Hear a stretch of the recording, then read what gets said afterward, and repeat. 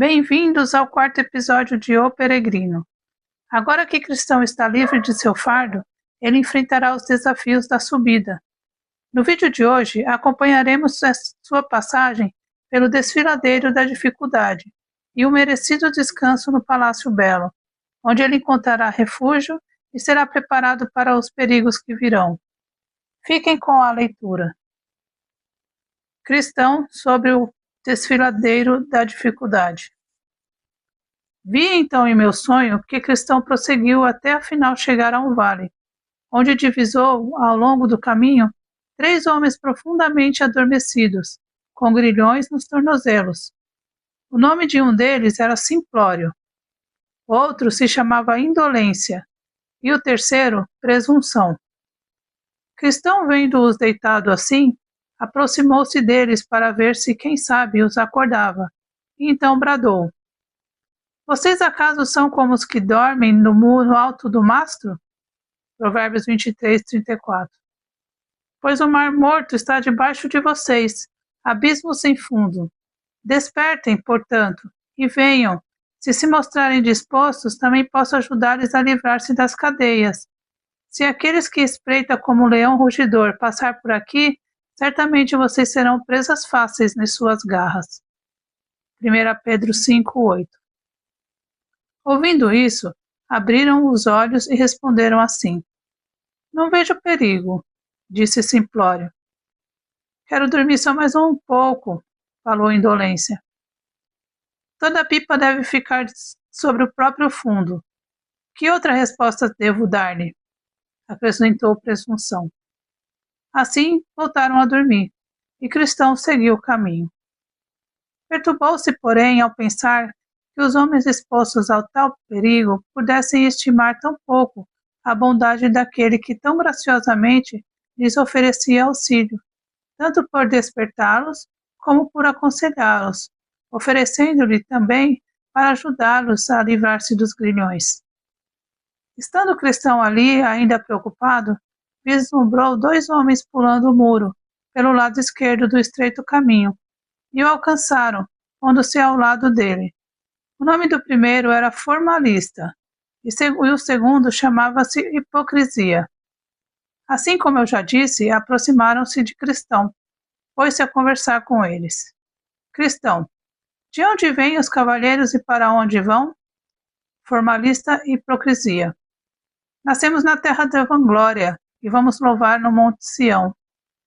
Cristão: Por que não vieram pela porta que fica no começo do caminho? Os senhores porventura não sabem que está escrito que aquele que entra não pela porta, mas sobe por outra parte qualquer, é ele mesmo ladrão e salteador? João 10, 1. Formalista e Hipocrisia: Soubemos que toda a gente daqui achava que ir até a porta só para entrar era perda de tempo, e que, portanto, a maneira habitual era tomar um atalho e pular o muro, como eles já haviam feito. Cristão: Mas violando assim a vontade revelada do Senhor da cidade, para a qual seguimos, será que eles não os terá como transgressores?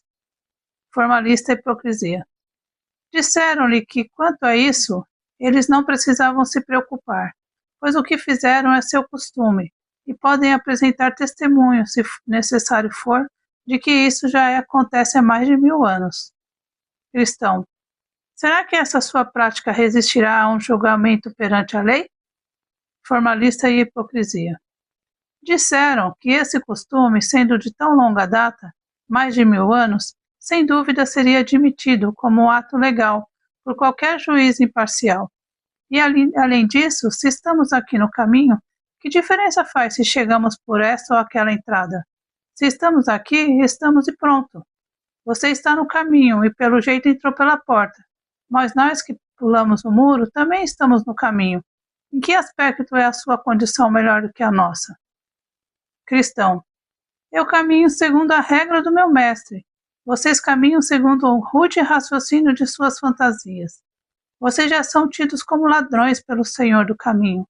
Portanto, duvido que ao final venham a ser tidos como homens verdadeiros. Entraram por conta própria, sem a orientação dele, e seguirão por conta própria, sem a misericórdia dele. Ouvindo isso, Pouco argumentaram. Mandaram apenas que Cristão cuidasse de sua vida. Vi então que prosseguiam, cada qual em seu caminho, sem muita conversa. Os dois homens, porém, disseram a Cristão que não duvidavam das leis e mandamentos, mas que os cumpririam tão conscienciosamente quanto ele.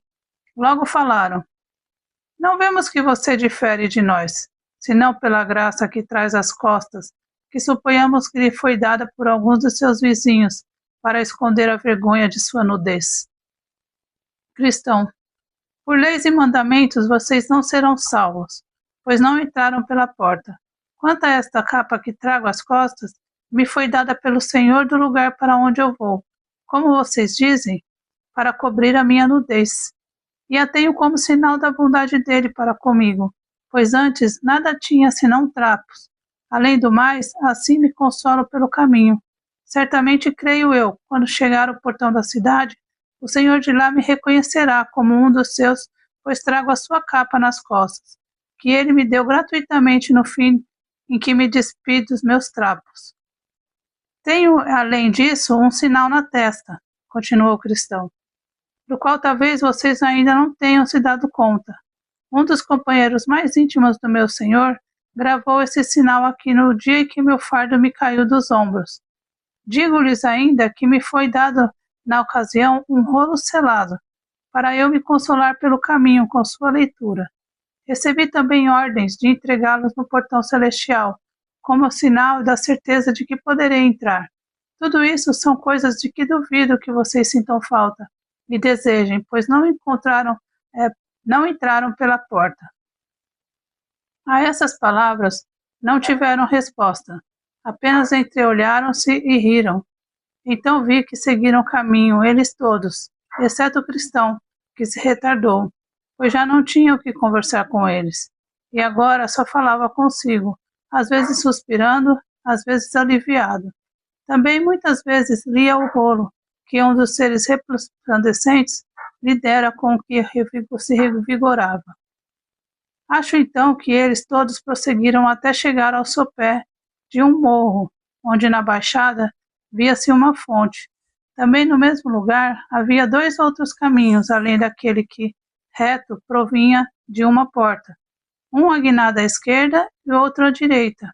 Ao sopé do morro, mas o caminho estreito seguia diretamente morro acima, e o nome da subida pela encosta do morro se chamava Dificuldade. Cristão caminhou até a fonte e bebeu um pouco da água, para refrescar-se. Logo depois começou a subir o morro, dizendo: embora alto, pretendo sim subir esse morro. Não há dificuldade que me deterá. Eu corro, pois vejo que passa aqui o caminho da vida. Ânimo, coração, não tema nem esmoreça na subida. Melhor mesmo difícil é tomar o caminho certo, pois o errado, embora fácil, leva à perdição do deserto. Os outros dois homens também chegaram ao sopé do morro, mas quando viram que a subida era íngreme e longa e que havia dois outros caminhos a tomar, e supondo também que os caminhos pudessem se encontrar do outro lado do morro com aquele que o cristão tomara, resolveram então seguir essas trilhas incertas. Ora, um nome delas era Perigo, e a outra se chamava Destruição. Assim, um deles tomou o caminho chamado Perigo, que levou a uma grande mata, e o outro seguiu diretamente o caminho rumo à destruição, que o levou a uma vasta região repleta de montanhas sombrias, onde tropeçou e caiu para não mais se erguer. Procurei então o cristão com o olhar, para vê-lo subir no morro. Percebi, se antes corria, passar a caminhar, e depois a escalar apoiado com as mãos e nos joelhos. Tão íngreme era a subida. Ora, mais ou menos a meio caminho do cume, havia um caramanchão, aprazível, feito pelo senhor do morro para descansar dos exaustos viajantes. Chegando ali, Cristão sentou-se para descansar, tirou o rolo que guardara junto ao peito e leu para consolar-se. Passou também a examinar mais detidamente a capa ou a veste que recebera diante da cruz, deleitando-se assim um pouco. Afinal, se deixou vencer pelo cansaço e cochilou, logo caindo em sono profundo, o que deteve ali até quase a noite. Durante o sono, o rolo caiu-lhe da mão, mas estando ainda adormecido, alguém dele se aproximou e o despertou, dizendo: Observe a formiga, preguiçoso, reflita nos caminhos dela e seja sábio. Provérbios 6:6. Diante disso, o cristão súbito retomou a subida, apressando-lhe pelo caminho até chegar ao cume do morro. Chegando assim ao topo, 2 homens vieram correndo ao seu encontro. Um deles se chamava Hesitante e o outro Desconfiança. Cristão disse a eles: Senhores, por que estão correndo na direção errada? Hesitante disse que estava indo para a cidade de Sião e que subira ali até aquele lugar difícil. Mas continuou: Quanto mais você avança, mais perigo encontra, e por isso estamos voltando. Isso mesmo, disse Desconfiança. Pois bem à nossa frente, no meio do caminho, vimos 2 leões deitados. Não sabemos se estavam dormindo ou despertos. Só pensamos que se chegássemos mais perto, eles imediatamente iriam nos estraçalhar. Vocês me deixam com medo, disse Cristão. Mas para onde devo fugir em busca de refúgio? Se voltar à minha terra, eu sei que ela está reservada para o fogo e o enxofre, e ali certamente morrerei. Se conseguir chegar à cidade celestial, tenho certeza de que lá estarei seguro. Tenho de arriscar. Voltar é a morte certa, mas avançar é o medo da morte, e a vida eterna jaz além. Por isso vou prosseguir. Assim, Desconfiança e Hesitante desceram o morro correndo, e Cristão seguiu seu caminho, ponderando novamente o que ouvira dos homens. Apalpou o peito em busca do rolo, para ler e confortar-se. Apalpando, porém, não o encontrou. Então Cristão se viu em uma grande angústia, sem saber o que fazer, pois desejava aquilo que costumava aliviá-lo, e que seria também seu passe para a cidade celestial. Bastante confuso, não sabia que rumo tomar. Lembrou-se por fim de que dormira debaixo do caramanchão, na encosta do morro, e caindo de joelhos pediu a Deus perdão pelo seu ato insano, e voltou para procurar o rolo. Mas nesse caminho de volta, quanto pesar Cristão nos trazia no peito. Por vezes suspirava, por vezes chorava e repetidamente se repreendia por ter sido insensato a ponto de adormecer no lugar que foi feito só para breve descanso do viajante. Voltou assim, tomando cuidado de esquadriar o caminho com os olhos de um lado e de outro, na esperança de achar o rolo, que tantas vezes lhe servira de consolo na jornada. Desceu até novamente enxergar o caramanchão, onde se sentara e dormira, mas a visão renovou-lhe o pesar, trazendo-lhe à mente, com força redobrada, a insensatez de ter adormecido.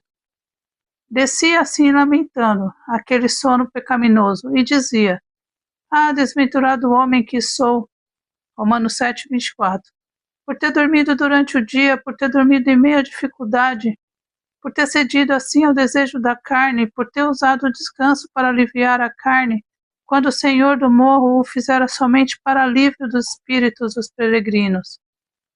Quantos passos não dei em vão?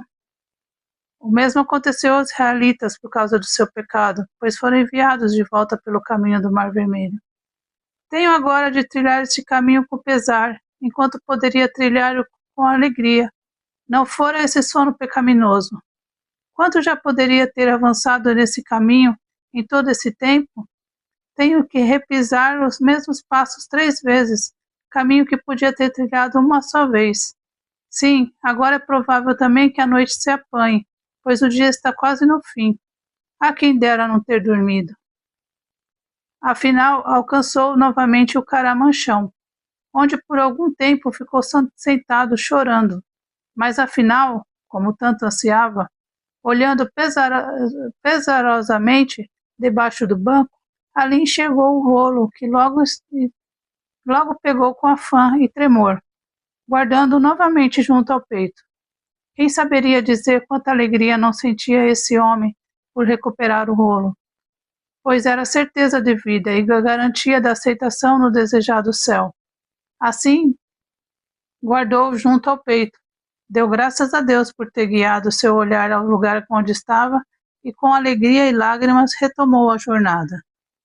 Mas, Com que ligeireza não subiu o caminho até o cume. Porém, antes de lá chegar, o sol se já pusera, e isso fez lembrar a futilidade de seu sono, e assim novamente se pôs a condoer-se.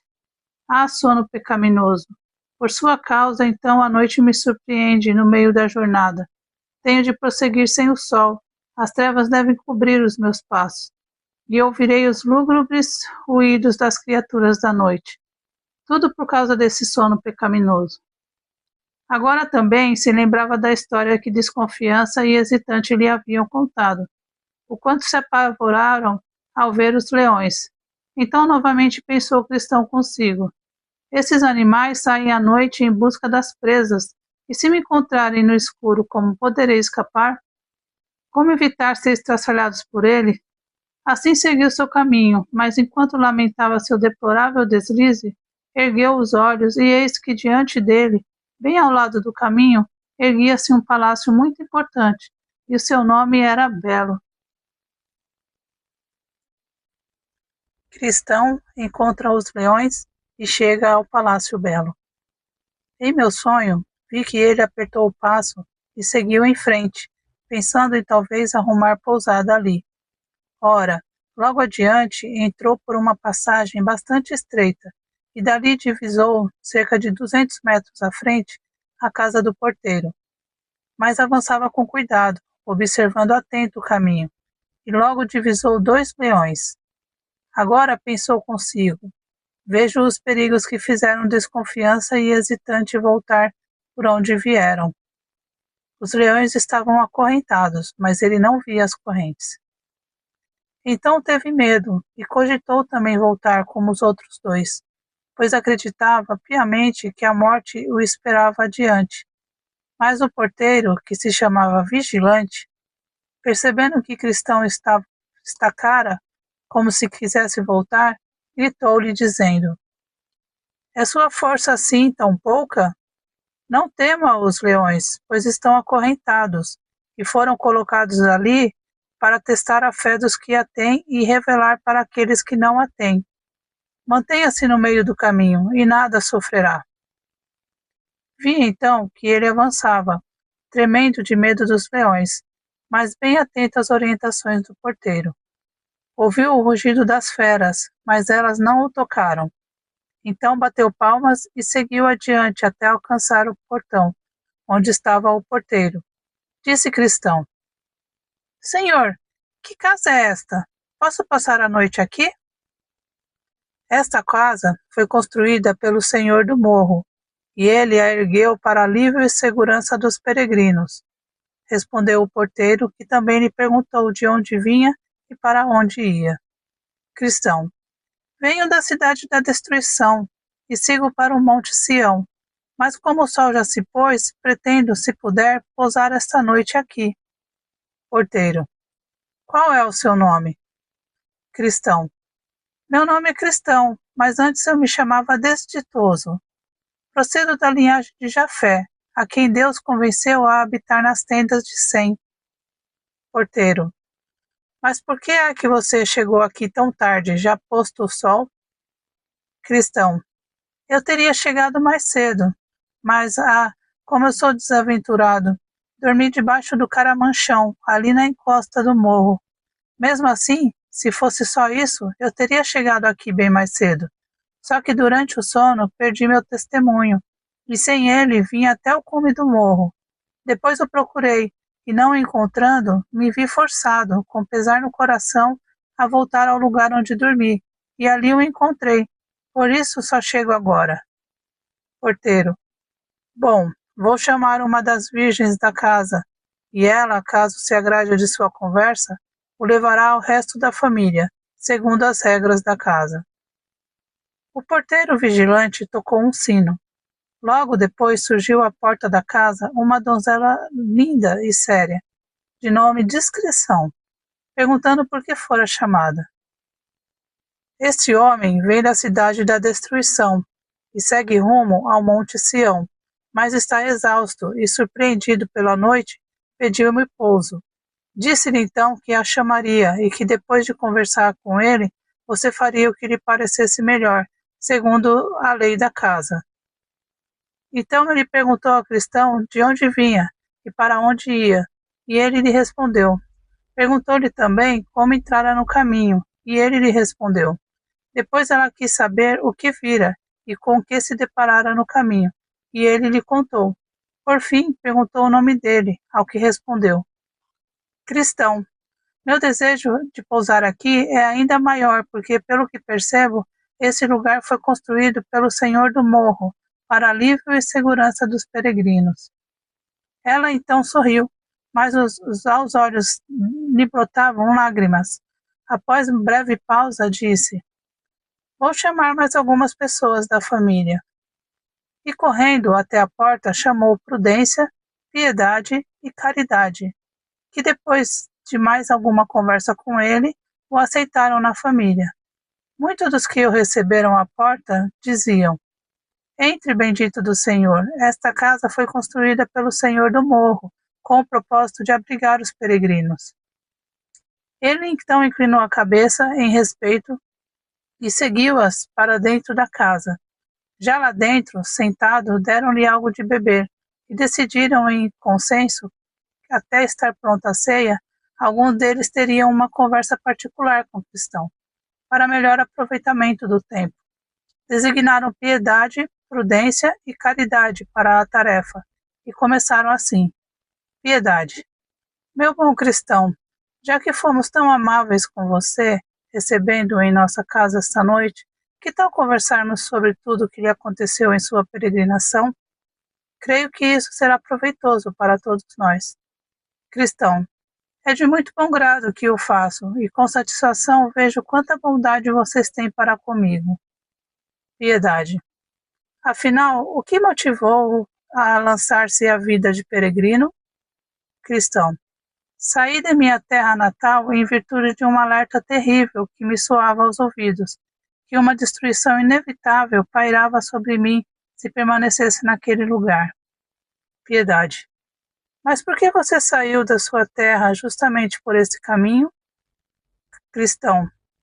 Foi vontade de Deus, pois quando os temores da destruição me atormentavam, não sabia onde ir, mas por acaso veio ter comigo um homem, quando eu me achava tremendo e chorando, de nome Evangelista, que me orientou rumo à porta estreita, e assim me colocou no caminho que veio dar diretamente nesta casa. Sem a ajuda dele, sei que jamais teria tomado esse caminho. Piedade. Mas você não passou pela casa do intérprete? Cristão. Sim, e lá vi coisas cuja lembrança permanecerá comigo enquanto eu viver, especialmente 3 delas.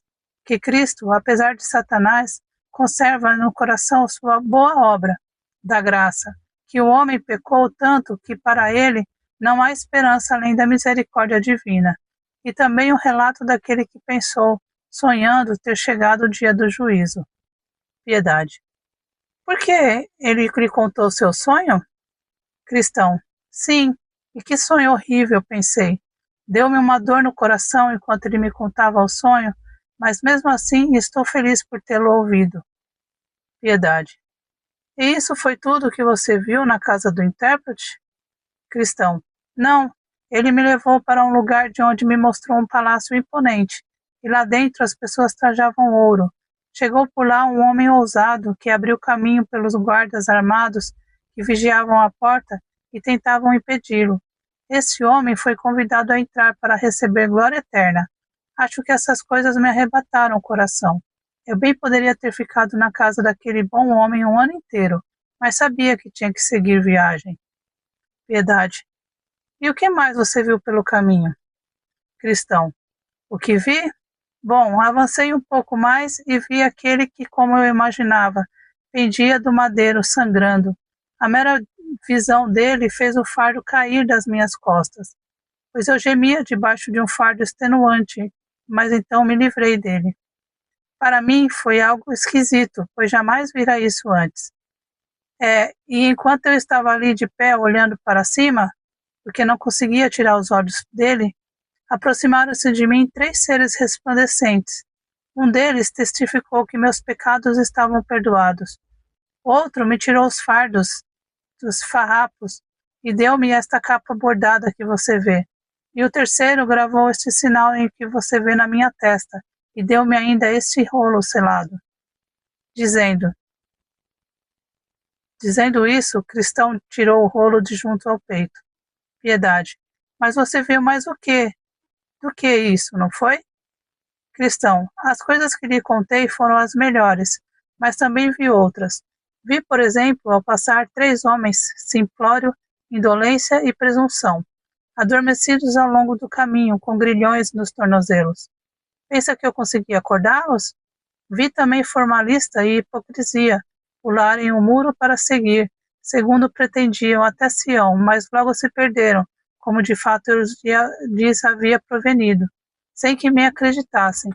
Porém, acima de tudo, tive de me esforçar muito para subir este morro, e foi igualmente difícil passar ao lado das bocas dos leões.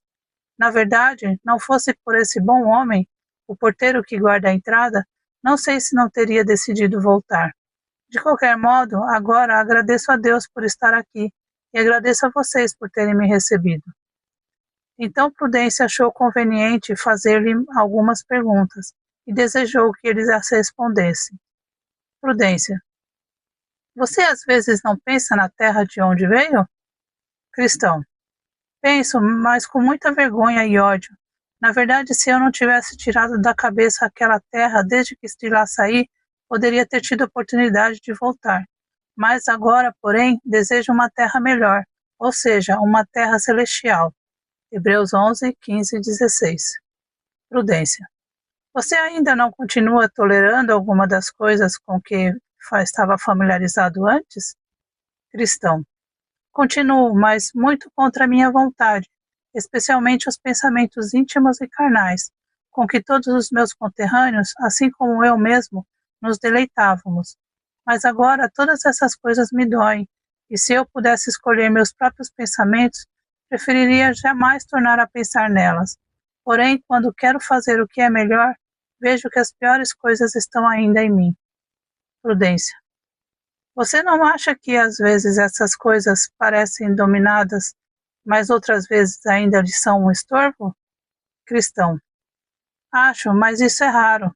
Porém, quando me acontece, para mim são horas preciosas. Prudência. Você consegue se lembrar porque às vezes as contrariedades lhe parecem dominadas? Cristão. Sim, quando penso no que vi diante da cruz, por exemplo, quando olho a minha capa bordada, também quando leio o rolo que trago junto ao peito, e ainda quando a ideia do lugar para onde estou indo, isso me estimula. Prudência. E o que faz tão desejoso de ir até o Monte Sião? Cristão. Bem, lá espero ver bem vivo aquele que morto vi pendurado na cruz. E ali espero livrar-me de todas essas coisas que até hoje estão em mim e me aborrecem. Lá, dizem, não existe morte, e lá viverei com a companhia que mais me agrada. Para dizer bem a verdade, só posso mesmo amá-lo, pois foi ele quem me aliviou o fardo. Estou cansado da enfermidade que trago dentro de mim. Prefiro estar onde não morrerei mais, ao lado daqueles que continuamente brandam, santo, santo, santo. Então Caridade tomou a palavra e perguntou a Cristão, você tem família? É um homem casado? Cristão. Tenho mulher e 4 filhos mesquinhos. Caridade. E por que você não os trouxe consigo? Cristão. Ah, como eu gostaria de ter feito isso, disse entre lágrimas. Mas todos eles foram absolutamente contrários à minha peregrinação. Caridade. Mas você deveria ter conversado com eles e se empenhado em mostrar-lhes o perigo de ficar para trás. Cristão. Pois foi o que eu fiz. Disse-lhes também que Deus me havia revelado a destruição de nossa cidade, mas eles pensaram que eu estava gracejando. Gênesis 19, 14. E não me deram crédito. Caridade. Mas porventura pediu a Deus que abençoasse o conselho que você lhes dava? Cristão. Pedi, e isso com muito amor, pois acredite, minha mulher e meus pobres filhos me eram muito caros. Caridade. Mas você lhes falou do pesar que sentia e do medo da destruição? pois suponho que a destruição lhe era bastante visível, não? Cristão: era, e cada vez mais. Talvez eles viessem também, os temores em meu rosto, nas minhas lágrimas e também nos temores que eu tinha por causa da apreensão diante do juízo que pairava sobre nossas cabeças. Nada disso, porém, foi suficiente para fazê-los vir comigo. Caridade: mas qual a reação que eles alegaram para você não vir? Cristão: bom, minha mulher tinha medo de perder este mundo, e meus filhos se apegavam aos prazeres insensatos da juventude. Assim, aquela por um motivo, estes por outros. Todos eles me deixaram partir assim, sozinho. Caridade: mas será que, com sua vida fútil, você não contrariou tudo o que, com palavras, usava para tentar convencê-los a acompanhá-lo? Cristão: realmente a minha vida não é digna de elogios, pois tenho consciência das minhas muitas faltas. Aliás, sei também que o homem, por sua conduta, pode logo derrubar aquilo que, por argumentos ou persuasão, tenta impor aos outros para o próprio bem deles. Mas uma coisa posso dizer: eu tomava todo cuidado para não lhes dar motivo, por qualquer ato indecoroso, de ter a aversão à peregrinação. Sim, e por isso mesmo eles me diziam que eu era rígido demais, me privava das coisas, por causa deles, nas quais eles não viam mal algum. Não acho que posso dizer que se em mim viram algo que realmente os deteve, era a grande dor que me afligia ao pecar contra Deus, ou fazer algum mal contra o meu próximo.